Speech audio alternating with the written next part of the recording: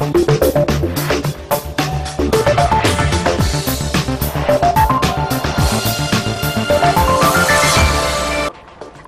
halal cosmetics. Could this be the next big thing in Islamic retail? We meet one woman who's putting her money where her mouth is.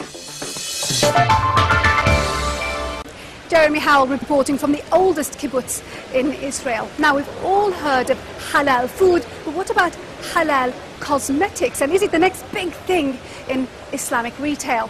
Layla Mandi, a Canadian who converted to Islam, was alarmed to find that many of the creams she used contained either pig or alcohol extracts, and she created her own range of halal cosmetics. Stephanie Hancock, who's had a very busy week, met her.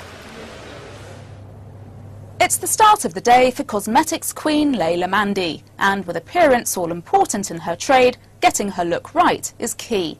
Layla used to work as a makeup artist in the US and her native Canada, but it was only when she converted to Islam 3 years ago that she started wondering what was actually in the products she used every day. And someone who's not born into a culture or a faith tends to ask a lot more questions than people who are born into the culture or the faith. And so one of the questions that I asked when I was learning about Islam was, what about skincare? Can you use products that have pork in them or pork derivatives? And the answer was absolutely not. I would read the back of each bottle and find out which ones had these ingredients in it and which ones did not. To my surprise, most did. And I decided, wow, I mean, if I'm going to be Muslim, I should probably stop using these kind of products. So I couldn't find any. I decided this is probably my opportunity to make a business for myself.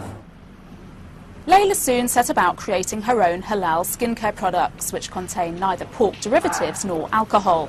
She now sells them in this gift shop in Dubai and also has a contract with Saudi Airlines. But it took 2 long years working with dermatologists to find a formula she was happy with.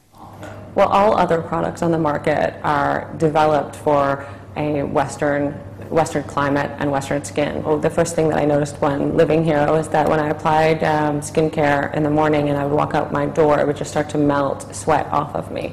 So I wanted to develop a product that was not only halal, but was also conducive to the climate that I was living in.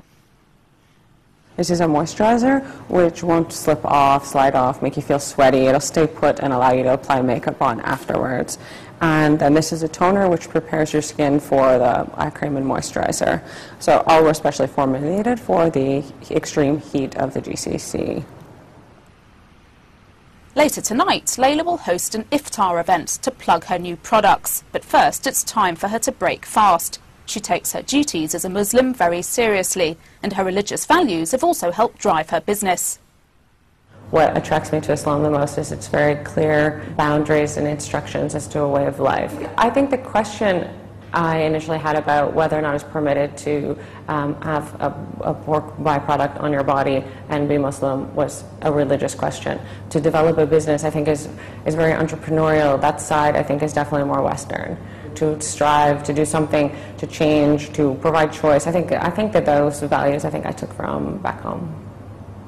Tonight's event at an upscale boutique in Dubai is an opportunity for Layla to tell would-be clients about her products. So getting her message across tonight is key. Ironically, the Gulf region is the least informed about a halal brand. Muslims in England, Muslims in France, Muslims in Denmark, they're asking more questions about halal skincare than the GCC region. The reason why I came to Dubai was to understand my potential client better, so it made sense for me to come and be here. Layla's business may just be getting off the starting blocks, but she still has big ambitions for the future. Initially, I just wanted to develop a product line, and now I would like for it to become profitable for myself. Next is going to be a complete line. Right now I have 4 products. I'll expand that to about 11. And then, of course, I want to have hair care, body care, and cosmetics. I'm working on all of these at the moment. I want them to be very competitive on the market. I want them to look cool, feel cool. I want them to be better than any products on the market. And it's a one-man show right now, being me, so it just takes a little bit of time. Layla Mandi speaking to Stephanie Hancock there. Well, I hope you've enjoyed the programme. We just have time to see how the region's main markets finished the week. And remember, we'd love to hear from you. Our email address is middleeastbiz@bbc.co.uk. Now, next week we're back in Morocco. We're going to find out how the country's all-important textile industry is coping as European consumers rein in spending. So until then, from me, Nima Abu Warje, and the rest of the team, thank you for watching. Bye-bye.